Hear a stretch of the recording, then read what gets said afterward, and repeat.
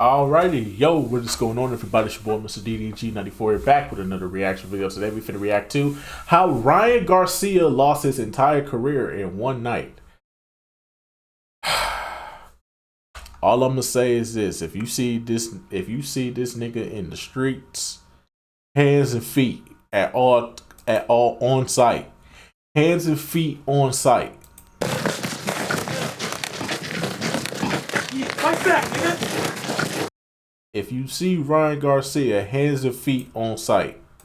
No sir, not me. Cause that's some bullshit. The shit that he put out there into the atmosphere. Come on now, dog. Come on, man. We was having a good 2024, and then you just had to go ahead and fuck it up with your. We was doing so good in 2024 so far. It's been a good 2024 so far. A very good 2024. And he just had to ruin it. He just had to come out and ruin it. It's already bad enough you cheated Devin Haney with that shit in your system, but now you a piece of shit too, man. Fuck Ryan Garcia, man. Go to hell for all I care. Just 45 days before his fight against Devin Haney, the entire internet believed Ryan Garcia was in need of a psychiatric evaluation, possibly an admission to rehab, or at least restricted access to social media because his erratic behavior was sending him into an all-out downward spiral. He was under no circumstances capable of fighting the undefeated 31-0 champion, and then he absolutely demolished his opponent, becoming victorious in a fight that he was destined to lose. He even bet $2 million on himself to win, a wager that earned him $12 million. Ryan trolled his opponent, the world, and everyone went from calling him crazy to a genius. But Ryan was a ticking time bomb. He has an ego the size of Mount Rushmore, a clear alcohol addiction, and an evil darkness inside of him that finally revealed itself during a Twitter rant that got him banned from boxing forever. However, to understand how it got so bad, we must go back to 105 days before his fight. Yeah, she got them yeeks. I ain't never seen a white girl with them yeeks, but yeah. Yeah. Oh no, no. Yes. No, no, no.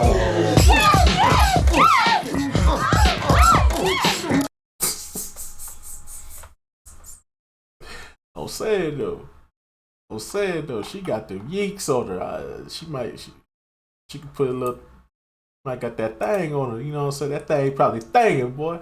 And that huck too and spit on that thing. You get me? Fight where Ryan announced that he was getting divorced from his wife Andrea Salina. Ryan's wife Drea gave birth to their second child on December 23rd, 2023, but they waited to post about it on social media until January 5th. Less than 1 hour after Ryan made the post, he also made a formal statement that he would be getting a divorce from the same woman who just gave birth to his son. The narrative that Ryan divorced his wife within an hour of their son being born permeated throughout the internet. Ryan said that this was not true and that he just decided to announce to the public both of these major life events at the same time. People who despised Ryan looked at this as a cowardly move, and that he was a deadbeat. His fans speculated that maybe this woman cheated on him, or maybe that this wasn't actually his child, but the court documents say that they split due to irreconcilable differences, which doesn't really help us understand the truth. Regardless, going through a divorce is extremely stressful, especially when there are children involved. People began noticing a transformation in Ryan. He seemed to have gained weight. His face looked bloated. His speech was slurred in interviews. He was constantly twitching and moving around. Just look at the before and after differences in his speech, clarity, and body language. Got cocaine in the system. They're on that cocaina. You on that white girl.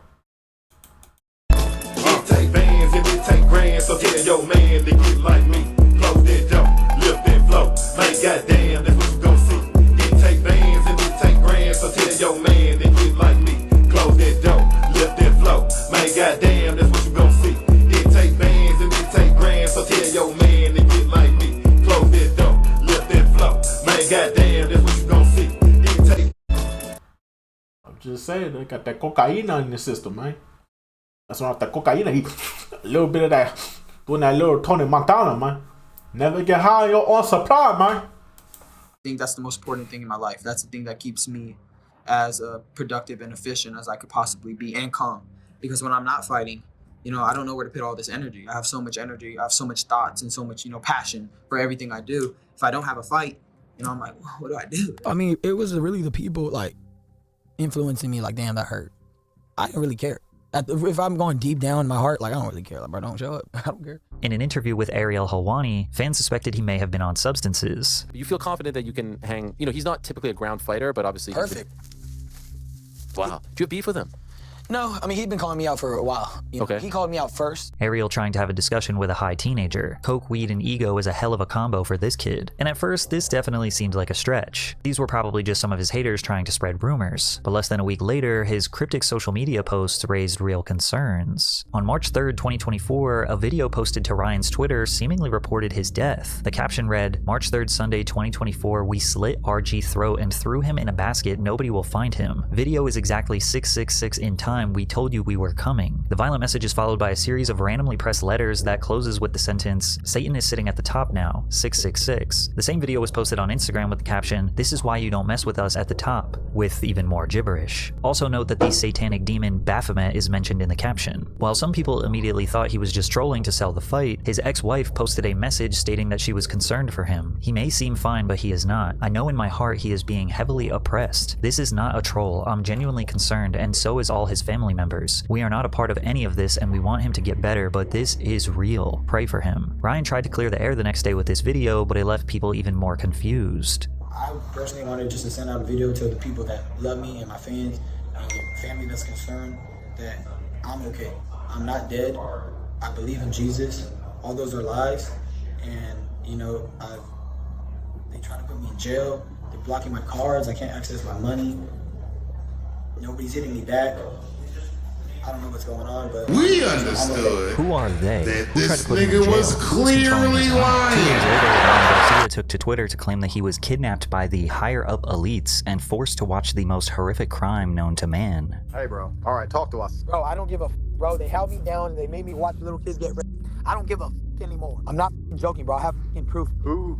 You know the higher elites, sick bro. of You these already know people. who they are, bro. You have proof of this on your phone? Oh! The f you talking about? Of course. If Alex could get a video from the Bohemian Grove, of course I could. Ryan sounds distraught. He's slurring his words. His fans are even more concerned than ever. He doubled down in a series of alarming tweets. I won't read all of them, but some of the more cryptic ones read, Before I go, I want to release everything. Does no one care about the children? Shame on y'all for staying quiet. You know who you are. He also mentioned Bohemian Grove a few different times. The Bohemian Grove is a 2,700-acre private campground in Monte Rio, California. It is home to an extremely exclusive gentleman's club that hosts a 2-week retreat every July where some of the most powerful men in the world attend. During the first weekend of the summer encampment, robed figures sacrifice an effigy as part of a ritual meant to banish all worries from the gathered members. Yes, they make a sacrifice every year during the retreat, but they ascertain that it is not a real living being. The Grove has been the center of many conspiracies for decades, claiming that human lives are sacrificed here, children are trafficked here, and the powerful elites have dark secrets that are hidden here. We do know that the Manhattan Project planning meeting took place here in September 1942, which led to the creation and the ultimate firing of the atomic bomb. However, you can also find hundreds of posts from people who worked at Bohemian Grove that say it's nothing more than a summer camp for rich boomers who just get drunk for 2 weeks straight. They do admit that a weird energy permeates throughout the camp, and the members have a strange love for urinating on the trees, but nobody claims to have seen anything worth sharing with Alex Jones. Either way, it's rare to see a celebrity as famous as Ryan speak about such conspiracies, and we have seen other celebs speak out about similar powerful figures in the industry only to be blacklisted from the industry or labeled as crazy. But the follow-up post that Ryan made after his Twitter rant did not ease conspiracy theorists' minds. Now, over these past couple days, you guys have seen some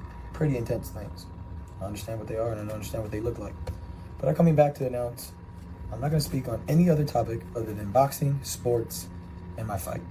That's the only thing I'm going to be talking about. Ryan is seemingly sedated and reading off a script in a very robotic manner. More theories took place in the comments about him being silenced by the elites, or that this isn't actually him and he was replaced by a clone, or this is some sort of humiliation ritual. His opponent, Devin Haney, says otherwise. He tweeted, "This is all an act, y'all. The fight is happening on April 20th. He's just playing crazy to sell it," which is weird because there are people out there who are actually crazy, but he's just acting for attention. There is no doubt that Ryan's antics developed mass interest in this fight. It's not like Ryan and Devin had this long-standing real-life beef, which is usually the main reason why any fight gets a ton of hype, because when you watch their face-offs and trash talk moments, they seem more like two people just having a mild disagreement. I don't know how you won that.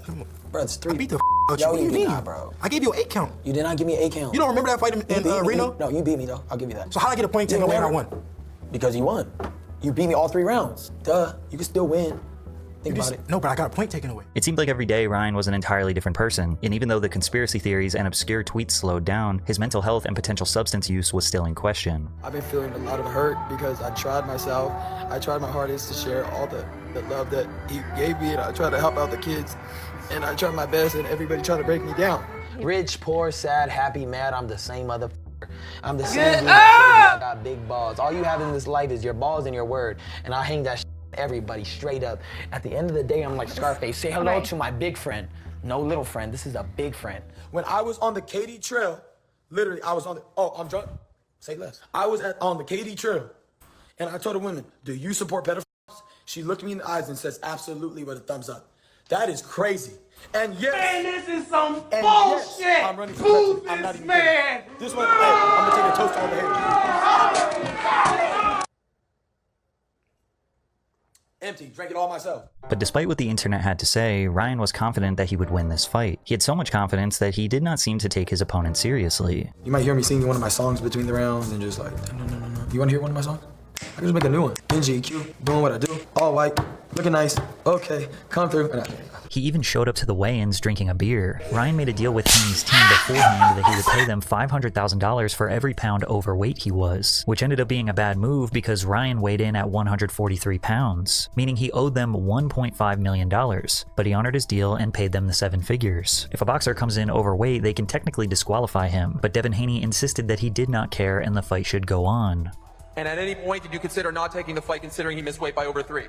Of course not. It don't matter what weight he came in. I'm a true champion, and I will show it. It was now just a couple of days before the bout, and the boxing world was convinced that Ryan was crashing out and this would be one of the most devastatingly one-sided fights in history. It's also important to understand that Devin Haney was undefeated, so it seemed like a no-brainer that he would walk away with the W. I mean, that's for sure what the odds makers thought. The odds for Devin Haney to win were overwhelmingly favoring him, somewhere as high as -900, -800, but the average seemed to be around -600, which means that you would have to bet $600 to make 100. The odds for Ryan to win were placed at +550, meaning your bet would be multiplied by 5.5 if Ryan won. And a lot of people lost a lot of money that night, because even though the score indicates Ryan won by split decision, he dominated Haney in the ring, knocking him down 3 times even though it should have been 6, because Haney managed to hang on to Ryan's waist for dear life. Ryan looked as sharp as ever. He was not playing games. He was not dancing around or hugging. He was there for a brawl, and he came out victorious. Against all odds, against all insanity allegations and potential alcohol abuse, Ryan gave Devin Haney his first loss. And within 72 hours of the fight being over, he sat down with Patrick Bet-David and told the world that this was a master plan to convince everyone he was crazy so they doubted him. I mean, my cameraman Chance, Ajay's there.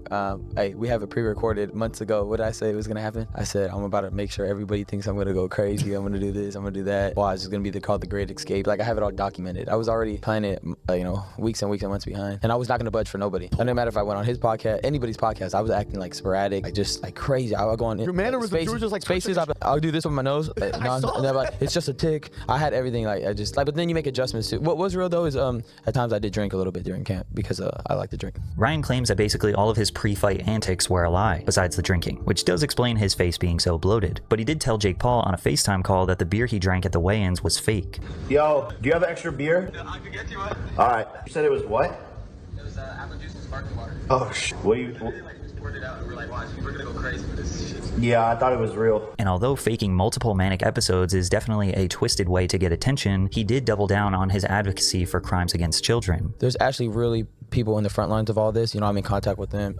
His name is Jaco. I'm not gonna say his last name, but basically he's a big advocate. He goes to Congress all the time to speak about child trafficking, and he could confirm all these things. The kids, did you actually have videos of kids, things that I actually do. I do have videos. You have videos? Yes, we have videos. Who has seen them? Who have you shown them to? The guy Jaco. He has them. We're gonna go to Congress with it. But the most shocking story that came from this was that Ryan wagered a $2 million bet on himself to win, which, yes, is legal. Boxing is the only sport that allows athletes to bet on themselves. However, they cannot bet on themselves to lose, obviously. Since Ryan's odds were at +550, that would mean his payout would be somewhere around $10 to $12 million. There's a story of you bet $2 million on yourself. Yeah, no. Is that a true story? That's a true story. And you made $12 million? I made $12 million. Sick. Yeah. Yeah, that's cool too.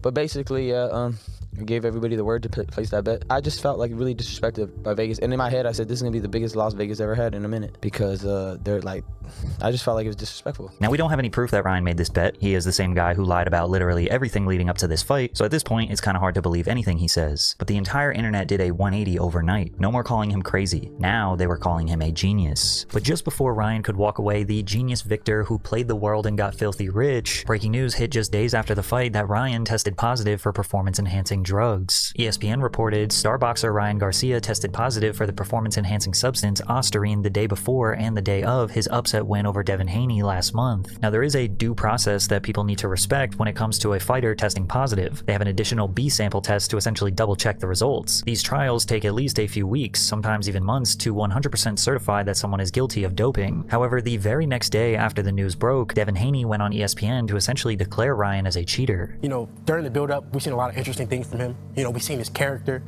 We've seen the guy cheat. We see the type of person that he is. Ryan immediately proclaimed his innocence. These dudes are weirdos, bro. They're trying to take a young Christian man down. I would never, ever take steroids in my life. And we already know that. I don't cheat, bro. This is God-given. I'm a Mexican, strongest.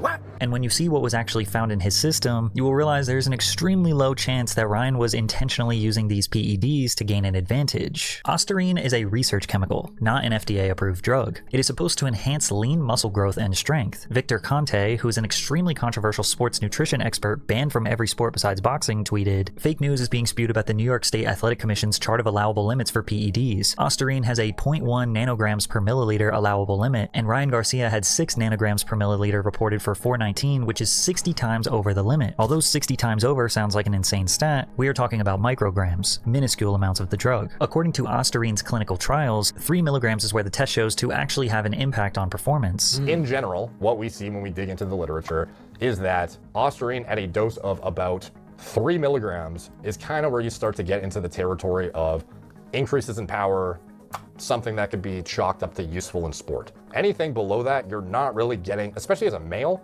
highly unlikely to be getting anything worth taking it to begin with. If you're an athlete with even a room temperature IQ coach on your side would hopefully tell you this is not the compound you want to be using. Like, there is no sane, not completely idiotic person who would ever suggest using Ostarine as a PED in boxing. Not only did Ryan have a minuscule amount in his system, but when you consider that he tested positive the day before and the day of the fight, that would not be enough time for the drug to actually improve his performance. He would have had to have been taking much larger doses weeks in advance. This puts into question that Ryan may have taken the drug by accident, which could be possible. Perhaps he took a supplement that he thought was 100% legal, but it wasn't. He brought up numerous times that he took ashwagandha, which is an evergreen shrub that contains chemicals that might help calm the brain and reduce stress, which he thought might have something to do with the positive test. However, his main reason as to why he is being falsely accused actually makes a lot of sense. Victor Conte is connected to Snack. Snack is who sponsors Devin Haney.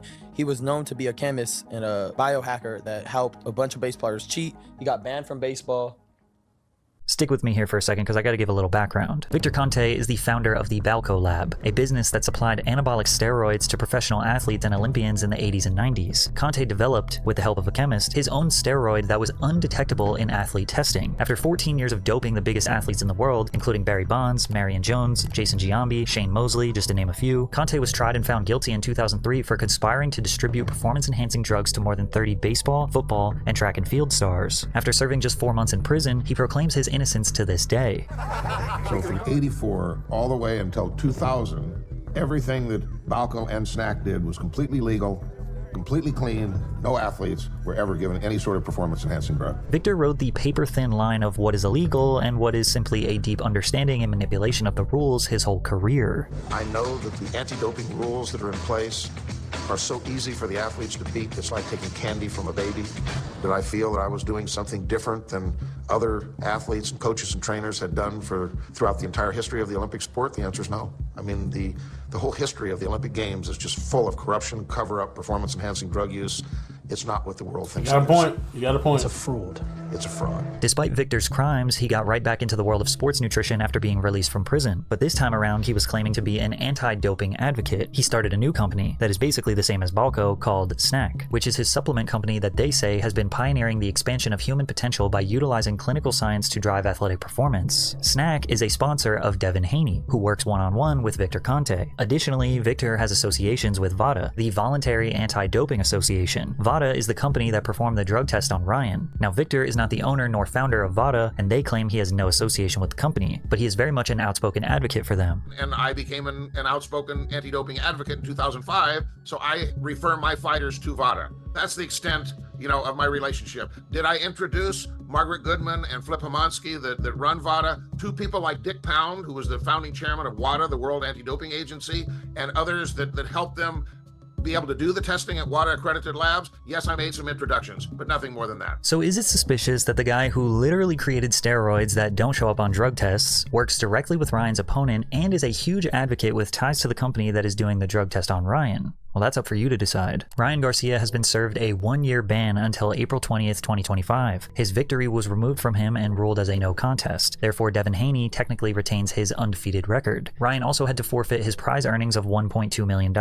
Luckily, he bet on himself, unless the Vegas pit bosses are trying to track him down and get their refund as well. At the end of the day, it is Ryan's responsibility to know exactly what goes into his body. He knows how serious drug testing is in this sport, and if the legal limit for a drug is 0, then anything over that is cheating. End of story. Even if it was an accident or a setup. Having specific drugs in your system on the day of the fight is against the rules and considered cheating. However, I do find it odd that Victor Conte said this. Let's for just a moment talk about Devin Haney, my guy, and how horrible this is for him that he has to deal with this stuff. And until we get a reasonable explanation from Ryan, the burden of proof is on him to prove there was no intent to cheat. Because otherwise, I don't care if somebody snuck into your room and spiked your toothpaste, you're going to be responsible. It seemed very specific that he mentioned someone sneaking drugs into their opponent's toothpaste as a setup. I mean, I didn't even know that was possible, so kind of sounds like someone who is speaking from experience. Now, with Ryan feeling like he was set up, combined with his excessive alcohol consumption, his life began crashing down. His mother was diagnosed with cancer, and he tweeted, "If my mom dies, I'm going with her." 1 week later, he was arrested in Los Angeles for felony vandalism after a Beverly Hills hotel accused him of causing an estimated $15,000 in damage. Then the next week, he went viral again for his drunken antics at a poker game alongside other celebrities like Jimmy Butler, Ninja, and Dan Blazarian. Cheers.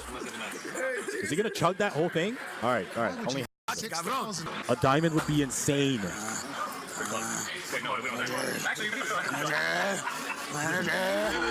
Jimmy Face says it all. Jimmy Face says it all. Get this nigga the fuck out of here.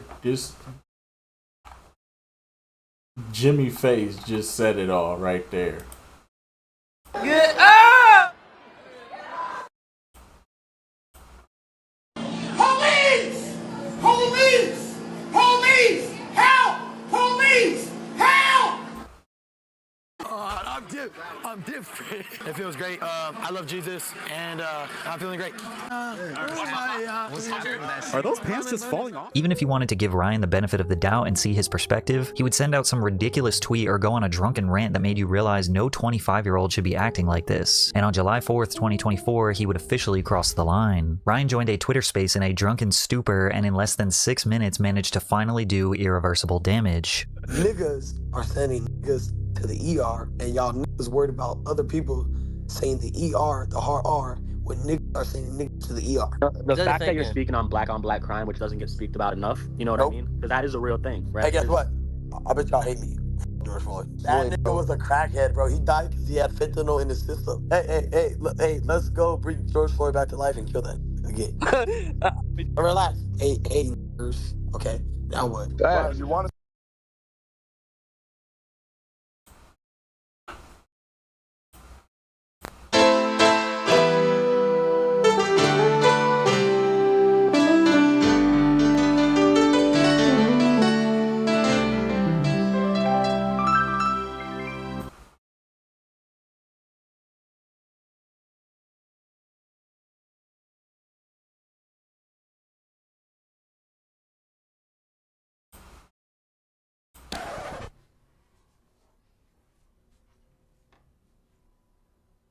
Nah.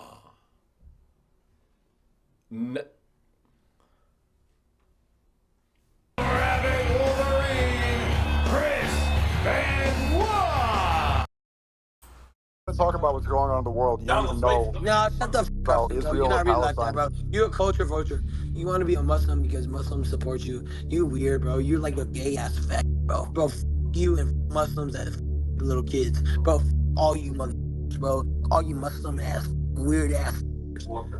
You're gonna regret saying all of this. When you Guess go what? Guess what? I will never be touched because I'm with God. I'm with Jesus. I'm not regretting it. I swear to God, I'm not. I've never been touched in my life. Ryan, if you want to be a representative of Christianity, this is not the way you should be presenting yourself. Shut the f up. My I Cody Jordan is in here. I f***ing hate him. I f***ing hate him. Yeah, f that.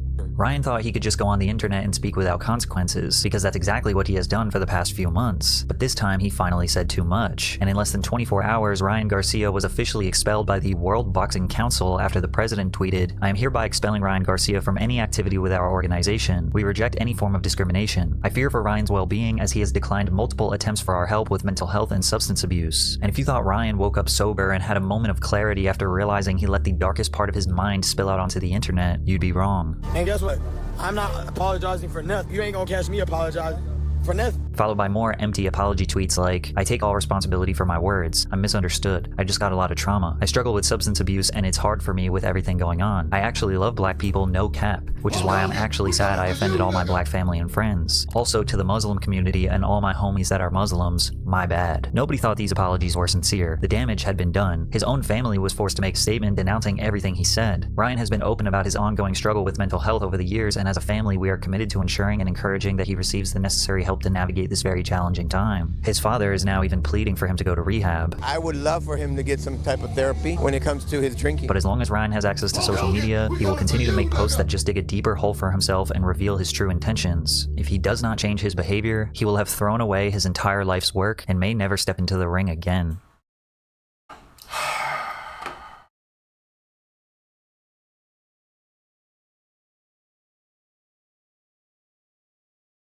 Hulk Hogan, we coming for you, nigga.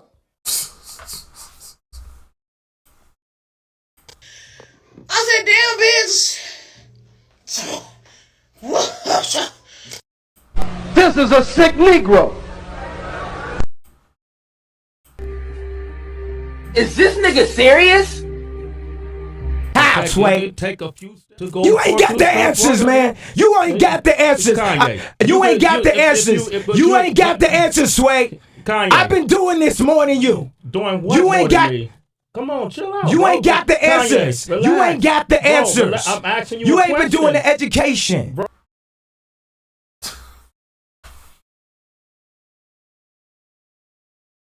Fuck Ryan Garcia, man. Fuck that bitch ass nigga. Like I said, if you see that nigga out in the street, hands and feet on sight. Don't hesitate. Trust me, don't hesitate. You're doing your community a good service, people. What's that, nigga? You beef with that nigga that live on 15th Street. You telling me you see that nigga Ryan Garcia out and about, you telling me you ain't gonna run up on him? I'm just saying, if you see Ryan Garcia, hands and feet at all times, on site, don't even hesitate. Just be like, "Hey, you Ryan Garcia?" "Yup." Yeah, who wanna know? What's that, nigga? Don't even hesitate. Just hands and feet on site when you see Ryan Garcia, man. But anyways, though, that's just gonna about do it for this one, man. I will see you all in the next video. Till then, peace out.